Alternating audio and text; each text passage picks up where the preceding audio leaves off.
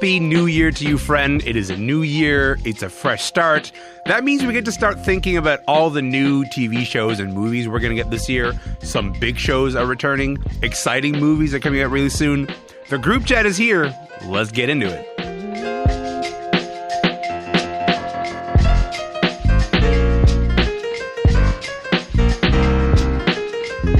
I'm Elamin Abdelmahmoud, and this is Commotion. All right, get in here. I'm excited. I'm excited because I like the start of the new year because it just kind of feels like it's full of possibility, you know? And like, listen, the potential for thrilling stuff on your screen is incredibly high. 2025 has some highly anticipated TV shows and movies coming out. I encourage you, by the way, to listen to our deep dive that we did on the new season of Squid Game. But let's do it. Let's get into all the other new movies and TV shows that are going to come out this year. Teri Hart is here. Eric Deggans is here. Kristy Puchko is here. Hello and Happy New Year to all three of you. Welcome to the show, friends. How's it going? Good. Happy New Year. Hello. What up? Look at us. We did it. Look at us. Look at us. Happy New Year. Okay, well, all right. Nothing but possibility ahead. This is it. And you know, I love this enthusiasm. I love this energy. On this New Year's Day, I want to say that maybe the new year starts for you today, but also maybe it starts for you on January 17th when this show returns to Apple. My Audi's wife died a few years ago, except the woman is Miss Casey. So what are you going to do? I gotta get her out of here. Okay, so that is from season 2 trailer of Severance. That is a show that stars Adam Scott. Very quickly, it's a show about a world where these people who work for this mysterious corporation, they've had this procedure. They split their consciousness in two. So when they're at work, they don't remember anything about their life outside the office. And then when they're, outside the office, they're like, I don't know what I do at work. I have no idea what that is. The idea is like, yeah, you've achieved the perfect work-life balance. None of them bleed into each other. Eric, this is a show that has, I think, developed quite a bit of like cult following at this point. There's a lot of anticipation around this new season. What do you think it is about Severance that is connected with people? Okay, first I want to say nobody's explained how they can speak English, or how they know how to walk, or how they know how to read, because they learned all that stuff outside of work. But I'm not even gonna pick technicalities here. Very nice. I think the show gets at this sense that people have that the corporations that they work for may take them for granted, may manipulate things in order to make things tougher for them, may exploit them in ways that they don't understand. And what do you give up when you decide to work for a big corporation that demands so much of you? What we find in Severance, because their memories don't transfer from work to home, they've essentially created two people who live in one body. And what we saw at the end of the first season was that some of those people decided to try and rebel and find out more about their lives that they didn't know anything about. And what we're going to learn in the second season, I've seen some of the episodes, is how successful that was and what they learned. And it really gets at all these feelings that people have. I mean, we've even seen it in some of the discussion around the murder of this healthcare CEO. People have this sense that these very large corporations are taking advantage of them in ways that they can't fully know, but they feel are wrong. And Severance brings that to a very sort of tactile, visceral imagery. You see this corporation lying to the people and manipulating them in ways that they know are harmful. And they're doing these jobs. You can't even tell that the jobs are you don't often see them doing jobs. They don't even know what the jobs are. They barely understand what the jobs are. It looks like they're playing a video game. Exactly. You have no idea what they're actually doing. So there's a sense that there's probably something else. There's some other reason why they're there that the company is not telling. Can I just say, like, these tend to be my favorite TV shows. Like, it's similar to Squid Game. It's like it's a show that gets at a very real life anxiety and then translates it, takes it to its fullest, most logical extent, and then says, okay, do you want to live in this world? And quite often, like, the answer is no, I don't want to. Eric, I'm interested in the fact that, like, this is a show about consciousness and memory, and, like, it's been 3 years since the first season of this show came out. Just like I don't remember what happened in the first season. I'm spending a lot of time. I'm actually rewatching the first season of Severance right now because I'm like, what? How did that end again? How are you recommending people maybe like prepare for season 2 of Severance? I think it's super important that people at least watch the last episode of the previous season so that they can have a sense about where all these characters were, because you're right, it is hard to remember. It's a very complicated story. And on top of that, I've seen the first 2 episodes of the new season, and they don't do much to really catch you up on what happened before. So you really have to kind of prep yourself. If you can watch the whole season before the new season starts, I would recommend it. But at the very least, watch the last episode, and hopefully there'll be some helpful YouTubers out there who will do recap episodes to catch people up. Hang on, Teri, what was that reaction? You sort of like fell back in your chair, being like, what do you mean they don't catch you up? What was that reaction? Listen, 3 years is a long time, people. I cannot remember. I mean, I was just on the edge of my seat listening to Eric describe what happened in season 1, and I watched that thing. I mean, it is a long time for me to remember. Yeah. Like, I feel like my consciousness is somewhere between watching Severance and not watching Severance. And I don't know where it sits. So, you better access the consciousness that remembers what happened. Get into whatever elevator gets you there. I remember when it was a big controversy when The Sopranos took an 18-month break between seasons, and now the streaming companies are trying much harder to shorten like a regular the pace. Breaks. Yeah. But Severance may be one of the last big shows where they have that long a break. Well, I gotta say, like Kristy, like so much of the conversation about Severance feels like it's like also about the online discourse of people being like, "Where is season 2? I'm going to die if I don't get this thing right now." You talked to Ben Stiller, and he told you some interesting stuff about the making of the season. Do you want to get into that a little bit? Yeah, I can't pretend I know anything about what's going to happen next season, but I met Ben Stiller at an event and said, I'm from Mashable and we're obsessed with your show. And he said, oh, I know. You guys wrote a burning questions from season 1 that I gave to my writers. Oh, wow. So, wow. So, okay. All right. So we have you to blame for what happened. Yeah, exactly. It's all on us. But I think what's interesting is that, I think that it can go either way when you find out that writers are reading what people are writing about the show. And that's not just us. Like, I think there's a sense in the show and an awareness. And even just looking at the trailers for season 2, I haven't seen the new episodes yet. But there's like an awareness of like what the fan theories are. And I think it is smart for writing teams to be aware of that, but not to feel indebted to that. Because then you can just watch a show trying to be what it thinks people want. And I think part of what was so successful in Severance is that, like, watching week to week, we weren't totally sure we knew that we were right. And, like, that's really exhilarating. And I think that is part of why, people do tune in, is that they want to be surprised. Teri, to that point, I think, like, the level of interest and level of fan discourse about a show like Severance. We've talked on this show, on Commotion, about how Apple TV has like the best shows, but it feels like maybe the smallest amount of audience. And then you get a show like Severance, a show that has the real potential to be like the flagship show for an Apple TV Plus, kind of like Succession was, for HBO. Do you see Severance achieving that level of like discourse conversation, meme conversation, just kind of like bleeding into like, I'm desperate to have this conversation the next day? Like, do you see Severance getting to that level? Yeah, I mean, it's hard to predict these things, but I think what we are seeing online discourse, and, to your point, Elamin, what you said earlier about, where is season 2 and everybody having these theories. And come on, let's be clear. Nobody knew what was happening in season 1. Everybody was like, what are they doing? What's going on? And we'll go there. So I think that people are interested in having some of the opaqueness of the show maybe cleared up a little bit. And I think that could be really smart around season 2. Yeah. And, you mentioned Succession. It took until season 2 for anybody to pay attention to that show. That's true. So I think that it could be, kind of getting into that zeitgeist of people's lives. And, this work from home culture seems to be going away.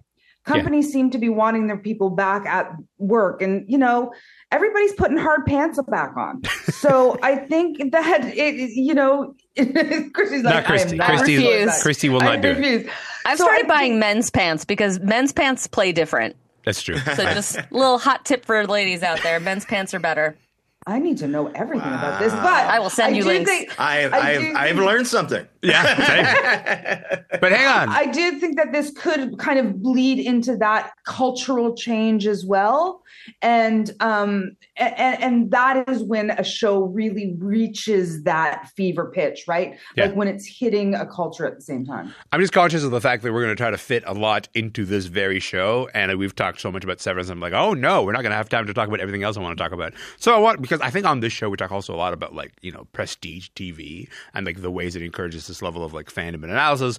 But like honestly, sometimes you do just want a very low stakes show that is just entertaining and can make you forget about everything else that's happening in your life. And fortunately, one of the great masters of that form is back with this. I've got some people gunning for me. I don't want that coming off on you. Heard what they say about Harlan? Can't trust her. You are either 100% with me or not. There's no question.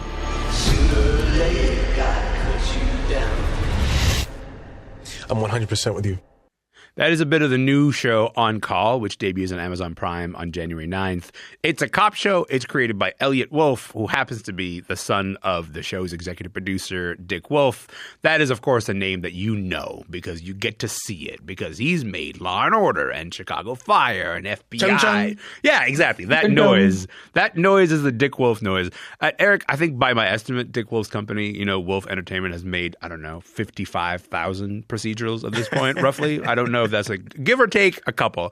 What is it about this one that has you interested, you think? Well, what I will say is that it is not a procedural like Chicago Med or Chicago Fire or Law and Order or any of the Law and Order offshoots.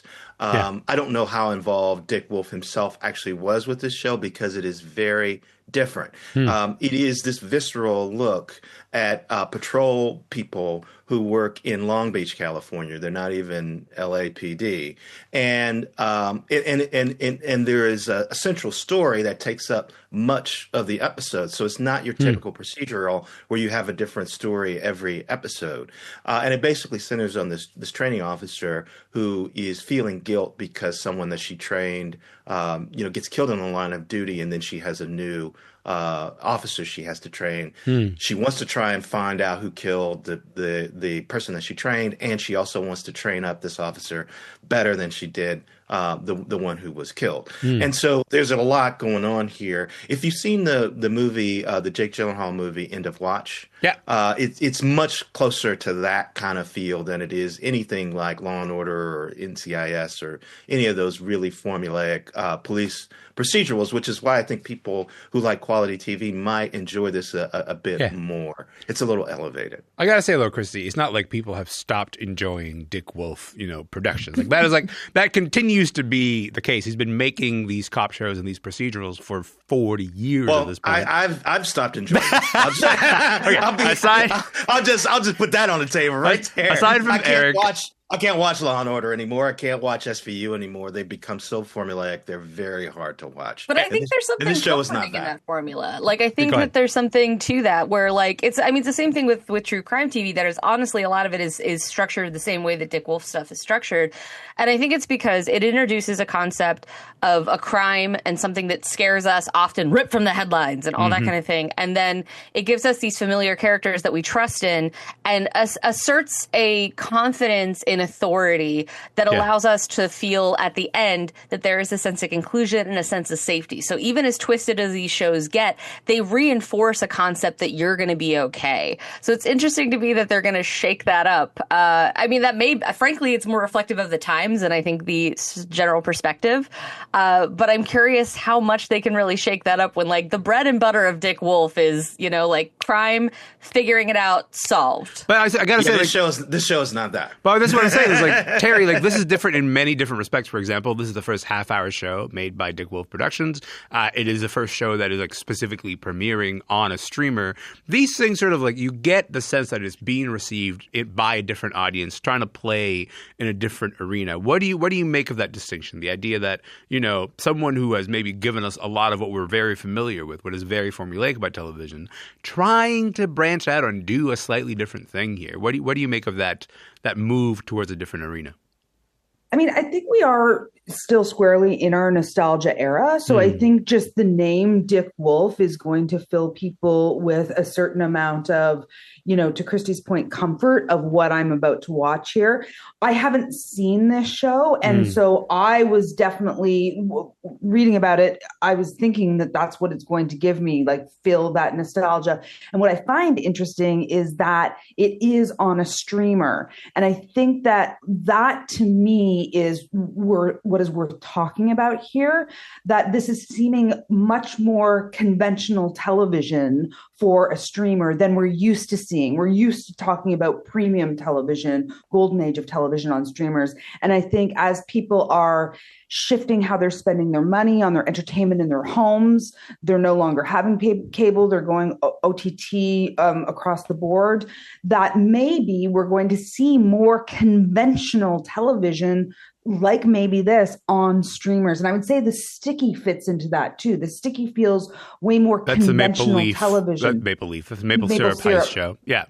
Yeah. And I think that we are going to see a shift in, and I don't think I'm not making this synonymous with quality. I'm making this synonymous with like comfort, conventional, not as risky, not as, forcing people to, not as much like Severance, like what is going on here? Yeah. Like it's a very different kind of digestible content. Okay. I wanted to, and again, I'll just say it's not as linear. I mean, it's more linear than Severance, but it is not conventional. I think this is Dick Wolf's company trying to do something that would fit on streaming that is more unconventional, that is not the kind of show they normally do. So if people show up thinking they're going to see something that resembles Law and Order, it's not that. Yeah. And I think that's a good thing.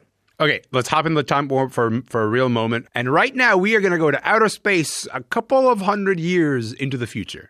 The only way this works is if I know exactly what I'm dealing with. We're facing a threat unlike anything Starfleet's ever seen. Billions of lives are at stake. Gather your people. We're going to need every one of them. Very intense. Trekkies, you're going to have a great time. I'm very excited for you. There's a new Star Trek movie that is upon us. It is called Star Trek Section 31. It's going to be premiering on Paramount Plus on January 24th. You heard there Michelle Yeoh. Listen, like this is very exciting to get like just gigantic stars in the show. Eric, how would you assess the state of Star Trek brand in 2025? Because I don't think I was waiting for a Star Trek Enterprise, anything that is sort of like bringing me to the world of Star Trek in the year 2025. How are you feeling about this? Well, that's because you're not a Trekkie like I am. That's true. That is true. Yep. But I am hyped for this. Now, this was supposed to be a series. Michelle Yeoh actually co-starred in the first season and other seasons of Star Trek Discovery, the first show that appeared on Paramount Plus to sort of reinvent Star Trek for the streaming age. Yeah. So she's had a long connection to this franchise. And what they did was they took her character, I'm sorry, I'm going to have to spoil something that aired, years ago. But at the end of the first season of Discovery, Michelle Yeoh's character had a replica, an evil version in a mirror universe who came to the Star Trek, central universe. As one does. Because her analog there had been killed. And so she now exists in the Star Trek universe. And the thing that's interesting, this is supposed to be a film about a CIA black ops this kind of agency that exists within Starfleet, the organization that runs all the starships and stuff in Star Trek. Yeah.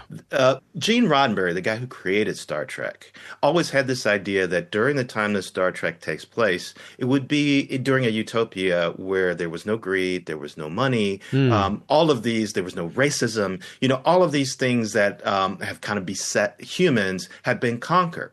So I don't think that he would even necessarily approve of a show like Section 31, where there's a whole secret black ops organization and Starfleet is lying to the universe about the fact that this thing even exists. Yeah. The whole the whole orientation of it is kind of counter to what Gene wanted. But a lot of the writers in Star Trek kind of push back because it's hard to develop drama when your characters don't have those central points of friction. Yeah. If they're not greedy, if they don't want something, if they're not envious of other characters, if there isn't racism or prejudice, how do you come up with storylines? So I think Star Trek writers have always been, if you remember the show Deep Space Nine, they've always been pushing against that, trying to push against the utopia. And this show or this movie, in a way, feels like the ultimate realization of that. Here we're going to create an agency that couldn't have really existed in Gene Roddenberry's vision of Star Trek, and we're going to take this incredible character and this incredible actress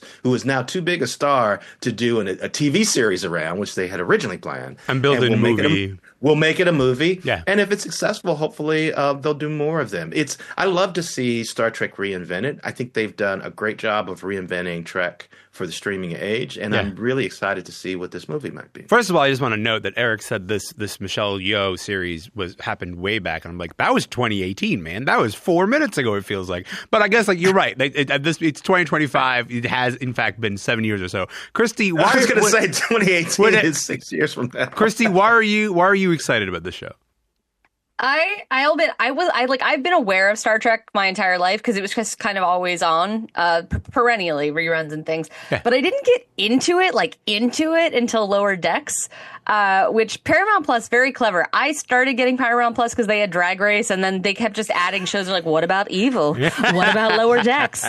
And hook, line, sinker. Yeah. But Lower Decks is an animated series that imagines basically rather than all these calm captain figures that I was seeing in Star Trek, it's the screw ups who are just ensigns who are figuring it out, and it's madcap comedy, and that really got me into it. And it was funny because I'd watch it with my partner, who's definitely more into the franchise, and he would be laughing at stuff that I was annoyed that I wasn't catching these jokes, and I started watching more. Yeah. And I got into Strange New Worlds, and we started on Discovery, but Strange New Worlds, I heard there was a musical episode and the crossover to the animated series, and I was like, let's go. And I like the way that I felt like Star Trek for a long time felt kind of impenetrable because it was I knew a lot of Trekkies, and the way they talk about it, it's not that they're not excited or welcoming. It's just that it feels like so much lore that it feels impossible to just casually get into. But Lower Decks gave me that very low bar entry point where it was do you like office comedies? And you're there. So, I'm actually really excited about this. I'm less familiar with the character. I learned a lot through today's conversation, but I'm excited to go back and watch Discovery to catch up, in part because I've been devouring all the Paramount Plus stuff, and they keep ending my favorite shows. So, Paramount, I see you.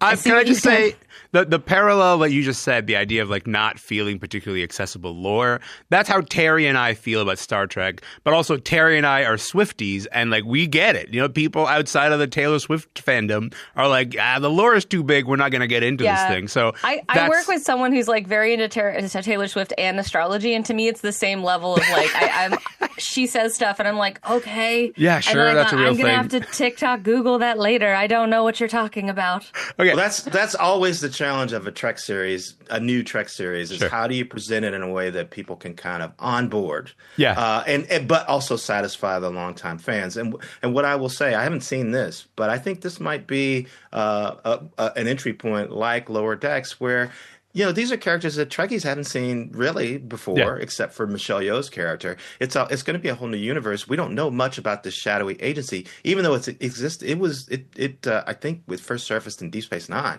So it's been around for a while, but it hasn't really been sort of built out, so we can all kind of discover this together. Well, fine. Teri and I are I don't know if we can, but we'll give it a shot. You know what, Teri? I'm in because Michelle Yeoh's there. Are you in because Michelle Yeoh's there? We'll pop by. I'll pop by this movie. Yeah, I'm in a bit because Michelle Yeoh's there, but it's all of the pressure of I've got to go back and watch Deep Space Nine, and I've got to learn about the red shirt. What's the thing about the red shirt? Don't explain it. We don't have that time. I don't want to know about the red shirt because anyway, I did love the J.J. Abrams Star Trek. They're security officers who often get killed. Guys, no, we don't have the time. You know why we don't have the time? Because we want to do recommendations. I actually want to take a moment to go I need each of you to just drop a thing, a movie or a TV show that is coming out in 2025, and I'm going to give each of you about 30 seconds or so to tell me what you got. Kristy Puchko, you are up first, pal. What recommendation do you have?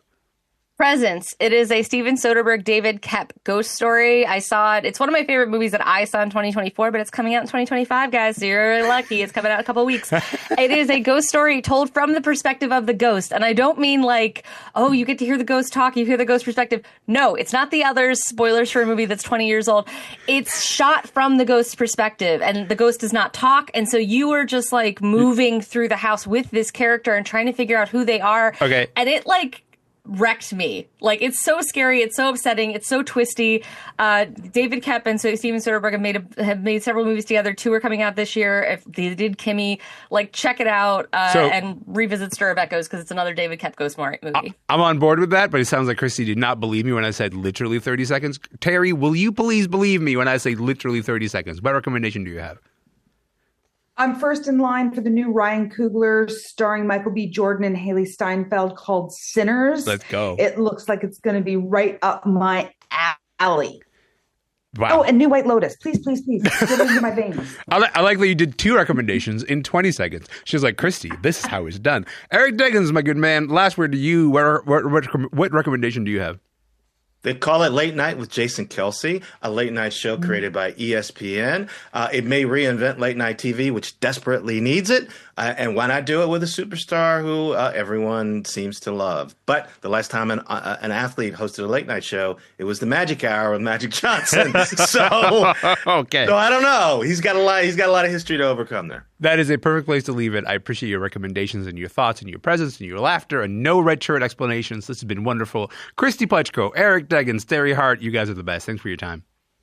Happy New Year. And to you as well. Eric Deggans is NPR's TV critic. He was in St. Petersburg, Florida. Teri Hart is an entertainment reporter at Super Channel. Kristy Puchko is a film editor at Mashable in New York City. By the way, I just want to mention the new CBC show that is starting next week, North of North. That premieres on January 7th on CBC. We're going to talk about that show next week on Commotion. In the meantime, my name is Elamin Abdelmahmoud. This show is called Commotion. We'll be back tomorrow. We'll see you then.